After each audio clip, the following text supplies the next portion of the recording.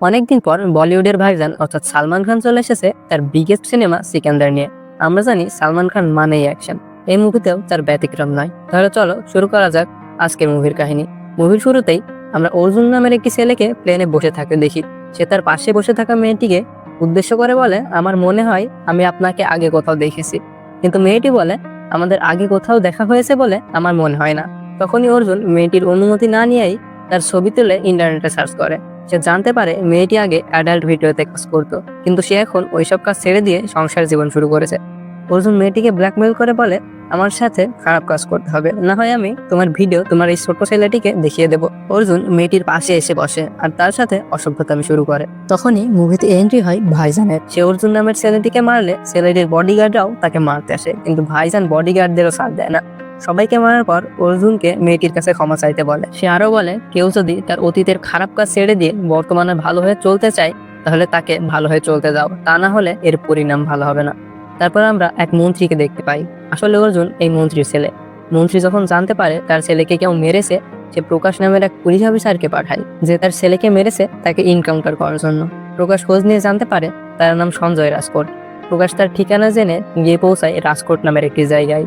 সেখানে গিয়ে সে অনেক বড় একটি মহল দেখতে পায়। সে বলে, এত বড় মহলে কাজ করে বলেই ওর এত সাহস। কিন্তু পাশে থাকা পুলিশ অফিসার বলে, আপনার ধারণা ভুল, সঞ্জয় রাজকোট এই এলাকার রাজা, আর এই মহলও তার নিজেরই।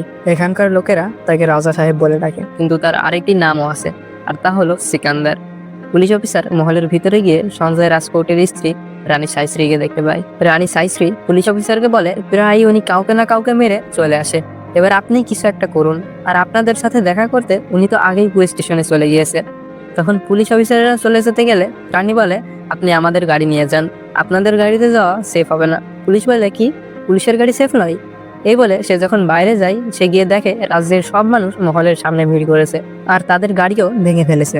তারপর পুলিশরা যখন মহলের গাড়ি নিয়ে পুলিশ স্টেশনে পৌঁছায়, তারা গিয়ে দেখে সঞ্জয় রাজকোট রাজার মতোই পুলিশ স্টেশনে বসে আছে। আর সেখানে ইন্সপেক্টর প্রকাশের চেয়েও বড় বড় অফিসার ও ম্যাজিস্ট্রেট এসে উপস্থিত হয়েছে।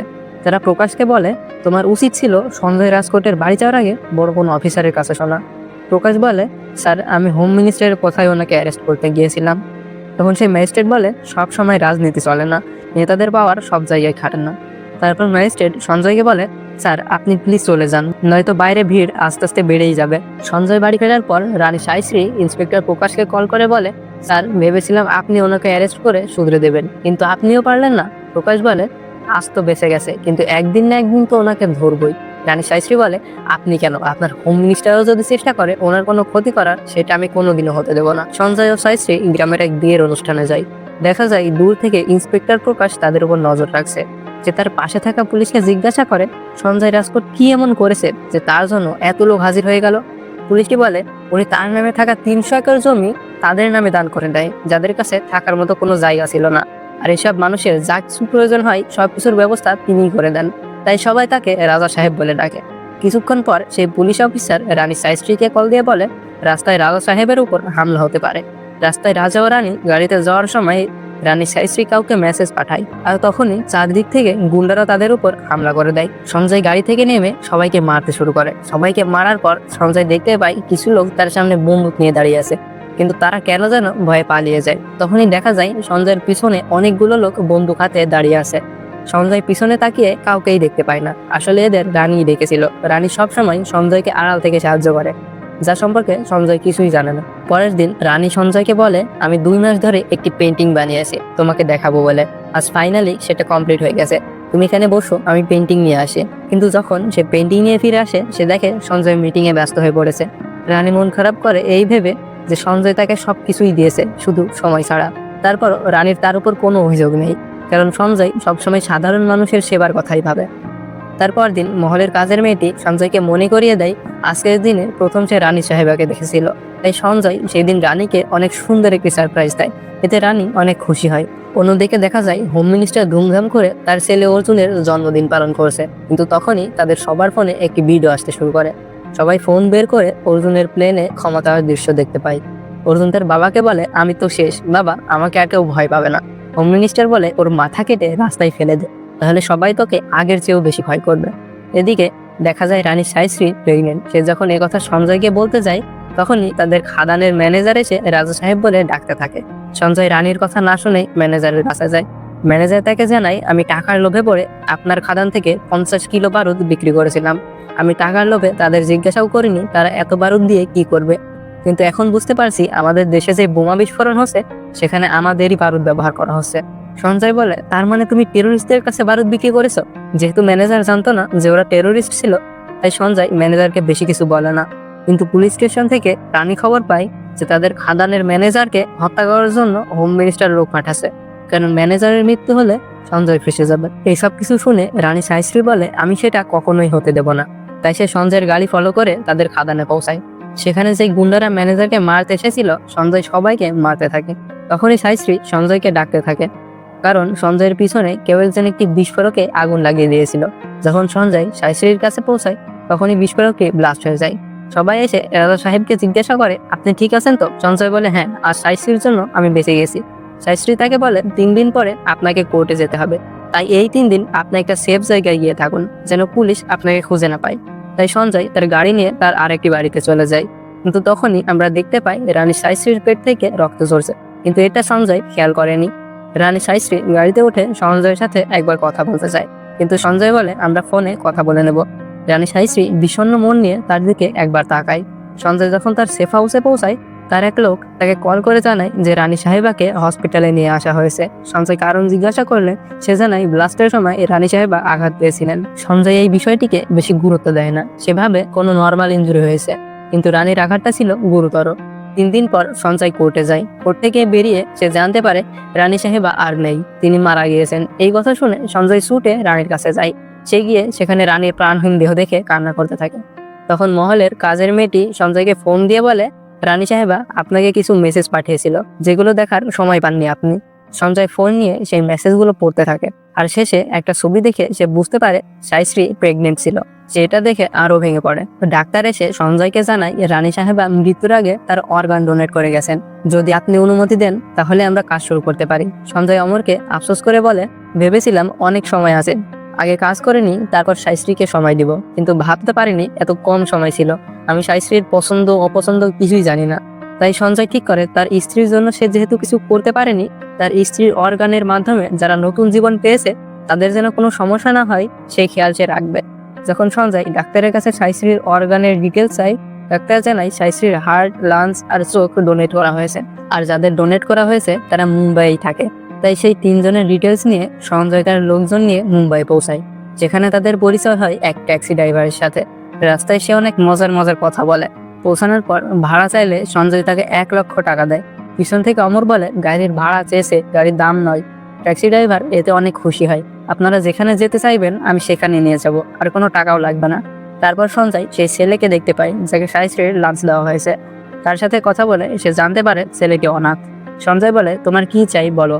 ছেলেটি বলে, শুধু আমাকে একা কিছু দিলে হবে না, আমার সাথে অন্য যারা আছে তাদেরও কিছু দিতে হবে। তারপর সঞ্জয় সবাইকে নিয়ে খাওয়াতে যায় ও নতুন জামা কাপড় কিনে দেয়। তাদের বস্তিতে বেশিরভাগ লোকই অসুস্থতায় ভুগছিল। যখন সঞ্জয় কিছু মেডিকেল স্টুডেন্টদের কাছে জিজ্ঞাসা করে মানুষের অসুস্থতার কারণ কি, তারা জানায় এখানকার পলিউশন এর জন্য দায়ী। আশেপাশের শহরের সকল বজ্র পদার্থ এখানে নিয়ে এসে পোড়ানো হয়, সেই বিষাক্ত ধোঁয়ার কারণেই আজ সবার এই পরিণতি। সঞ্জয় জিজ্ঞাসা করে এই বজ্র পদার্থ পরিষ্কার করা হয় না কেন। তারা জানায় আমেরিকান এক ডিলার 25 একর জমির মধ্যে 20 একর জমিতে একটি বড় শপিং মল তৈরি করতে চায়, আর সেই কন্ট্রাক্ট নাই এখানকার বিরাট বক্সি নামের এক ডিলার।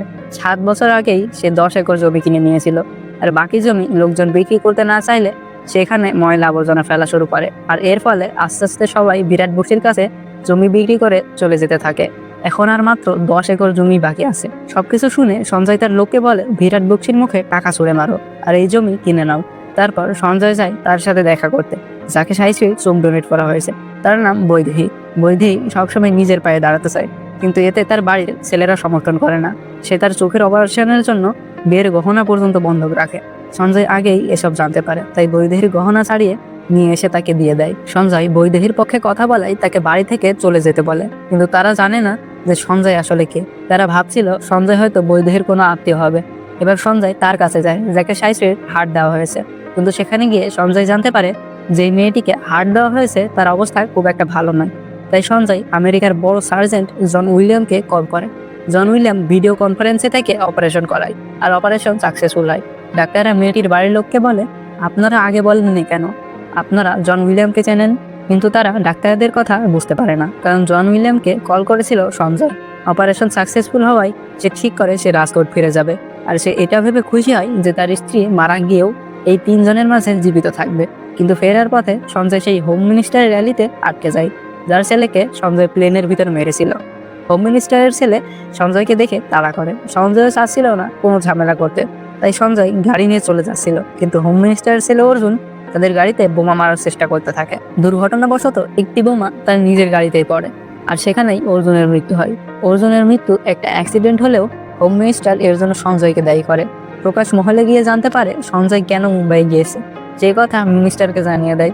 মিনিস্টার সঞ্জয়কে বলে, আমার ছেলেকে মেরে তুই চাস তোর স্ত্রী অন্যের মাঝে জীবিত থাকুক? এটা আমি কখনোই হতে দেবো না। যারা যারা তোর স্ত্রীর অর্গান নিয়েছে তারা সবাই এবার শেষ। মিনিস্টারের কথা শুনে সঞ্জয় বলে, তোর যা করার করে নেয়, আর ওই 3 জনকে রক্ষা করার দায়িত্ব আমার। তাই সে আবার মুম্বাই ফিরে যায়। সে গিয়ে দেখে বস্তিতে আবারও ময়লা আবর্জনা পোড়ানো হচ্ছে।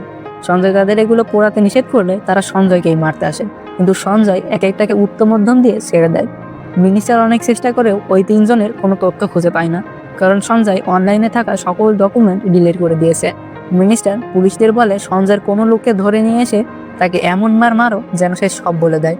এক পুলিশ বলে ওদের ধরতে হলে ওদের নামে কেস দিয়ে ওদের নামে ওয়ারেন্ট ইস্যু করতে হবে, তাহলে কাজ অনেক সহজ হয়ে যাবে।